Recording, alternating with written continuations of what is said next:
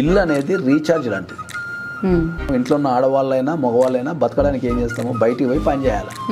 ఇప్పుడున్న కాంపిటీషన్ వరల్డ్లో ఆడవాళ్ళైనా మగవాళ్ళైనా minimum 10 to 12 hours విపరీతంగా కష్టపడితే తప్ప తట్టుకోలేని పరిస్థితులు ఉన్నారు. ఒక వ్యక్తి బయటికి వెళ్ళి ఒక 10-12 గంటలు పనిచేసి మళ్ళీ ఇంటికి వచ్చిన తర్వాత ఇంట్లో అనేది ఏంటి అంటే రీఛార్జ్ సెంటర్. అది ఇంట్లో మంచిగా నచ్చిన వ్యక్తులు ఉండి వాళ్ళతో ముచ్చబెట్టుకొని, ఓకే, నచ్చిన ఫుడ్ వండుకొని తిని, ఓకే, వాళ్ళతో ప్రేమగా ఉండి ఒక రకమైన అనుభూతి పొంది మళ్ళీ ప్రశాంతంగా నిద్రపోయి మళ్ళీ పొద్దున లేచి రీఛార్జ్ అయిపోయి మళ్ళీ పోవాలి. అదే ఇల్లు.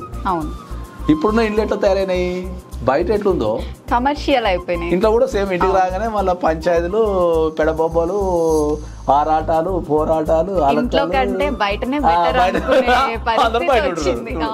ఇంట్లో కూడా అందరూ బయట ఉంటారు. అందుకనే తెల్లవారు మనకు రెస్టారెంట్లు ఓపెన్ అవుతున్నాయి, తెల్లవారులు మిడ్ నైట్ బిర్యానీలు అవుతున్నాయి, ఐస్ క్రీమ్ ఓపెన్ అవుతున్నాయి, అన్నీ ఓపెన్ అవుతున్నాయి.